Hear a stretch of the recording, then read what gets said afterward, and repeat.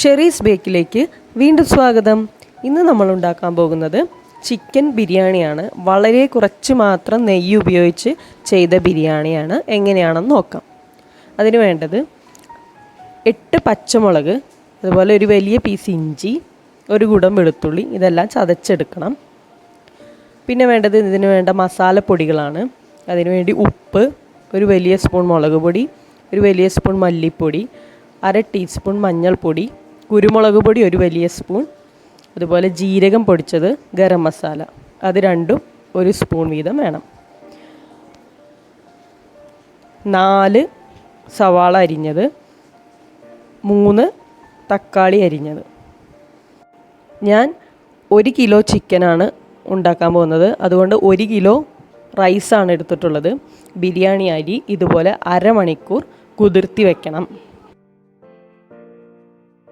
ഈ ബിരിയാണിക്കുള്ള മസാല നമ്മൾ തയ്യാറാക്കുന്നത് ചിക്കനുമായിട്ട് നമ്മൾ ചതച്ച വെളുത്തുള്ളി, ഇഞ്ചി, പച്ചമുളക്, അതുപോലെ അരിഞ്ഞു വെച്ചിട്ടുള്ള സവാള, തക്കാളി, മസാലപ്പൊടികൾ എല്ലാം കൂടി ചേർത്ത് കൈകൊണ്ട് തിരുമ്മി അതിനെ കുക്ക് ചെയ്തെടുക്കണം. അതായത് നമ്മളിതിൽ ഒരു തരി എണ്ണ പോലും ചേർക്കാതെയാണ് കുക്ക് ചെയ്തെടുക്കുന്നത്.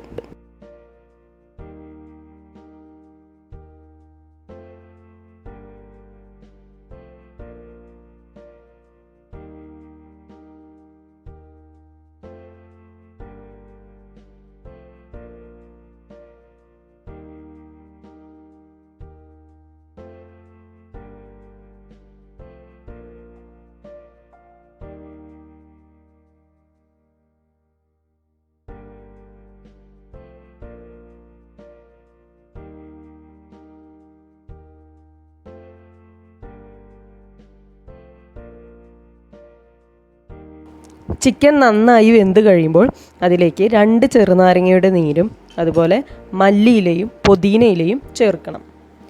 അത് വീഡിയോസിലിടാൻ വിട്ടുപോയിട്ടുണ്ട്. ചിക്കൻ വെന്തതിന് ശേഷം വേറൊരു പാത്രത്തിൽ ഇതുപോലെ നമുക്ക് അരി വേവിക്കാൻ വേണ്ട വെള്ളം വയ്ക്കുക. വെള്ളം നന്നായി വെട്ടി തിളക്കുമ്പോൾ അതിലേക്ക് പട്ട, ഗ്രാമ്പു, ഏലക്ക ചേർക്കുക. അതിനൊപ്പം തന്നെ ആവശ്യത്തിനുള്ള ഉപ്പും ചേർത്ത് കുതിർത്തി വച്ചിരിക്കുന്ന അരി വേവിച്ചെടുക്കുകയാണ് ചെയ്യേണ്ടത്.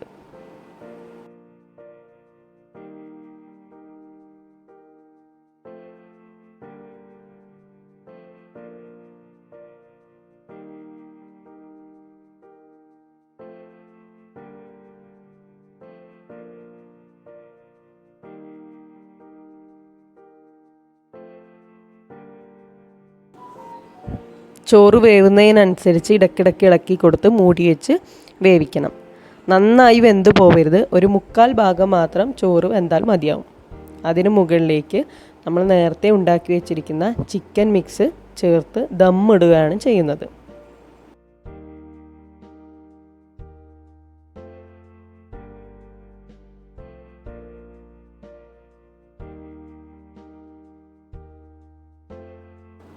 ഏറ്റവും മുകളിൽ നെയ്യിൽ വറുത്തെടുത്ത അണ്ടിപ്പരിപ്പും മുന്തിരിയും ഒരു ഡെക്കറേഷന് വേണ്ടി ഇട്ടതിന് ശേഷം അതേ നെയ്യ് തന്നെ അതിന് മുകളിൽ ഒഴിച്ചു കൊടുത്താൽ മതി. അതായത് ആകെ 2 ടേബിൾ സ്പൂൺ നെയ്യ് മാത്രമാണ് നമ്മൾ ഈ ബിരിയാണിയിൽ ഒഴിച്ചു കൊടുക്കുന്നത്.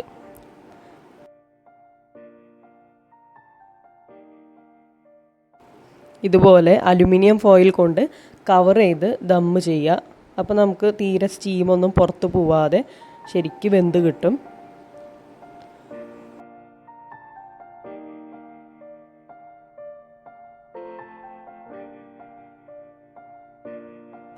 അരമണിക്കൂറിന് ശേഷം നമ്മൾ തുറന്ന് നോക്കുമ്പോൾ നമ്മുടെ ടേസ്റ്റി ബിരിയാണി റെഡി. ആകെ 2 ടേബിൾ സ്പൂൺ നെയ്യ് മാത്രമാണ് നമ്മളിതിൽ ഉപയോഗിച്ചിരിക്കുന്നത്.